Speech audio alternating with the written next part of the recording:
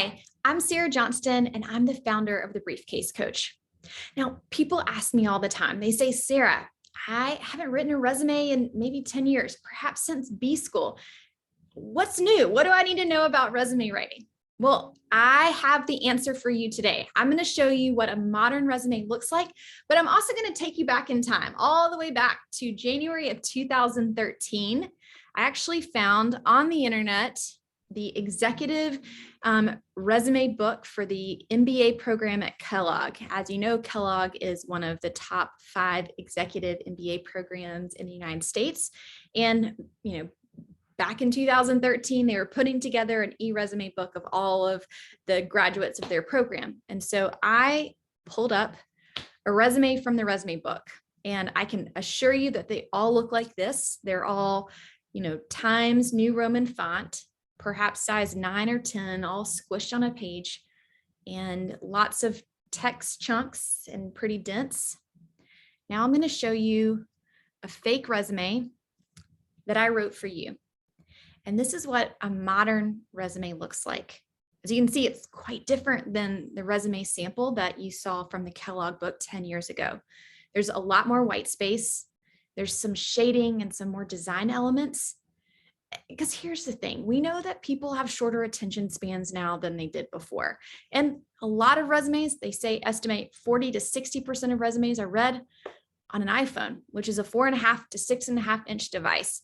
So you have to make sure that the document is easy to read, easy to skim. You've got great headers and just some breathing room on your document. This resume, as you can see, includes some bolding, some call out boxes, shading, light pops of color. I would recommend that you be conservative with your color palette, especially if you're applying for an executive role. I tend to really appreciate grays, blues, blacks, and perhaps even green. You want to make sure that your design matches what your audience is looking for. So if you're in, design or marketing, you may want to have more pop than if you were to work in say finance or more of a conservative industry. I'm also very comfortable with an executive resume being 2 to 3 pages in length. You just can see this first page right now. But to me, it is more important to have the white space and the headers than it is to have everything crammed into 1-page document. So I'm very good with a 2 to 3 page document. I follow the philosophy that a resume can be as long as it needs to be and no longer. And if you need 2 pages or if you need 3 pages to tell your story well, then I say take those 2 to 3 pages. This document follows all ATS best practices. The text down below is not in a column.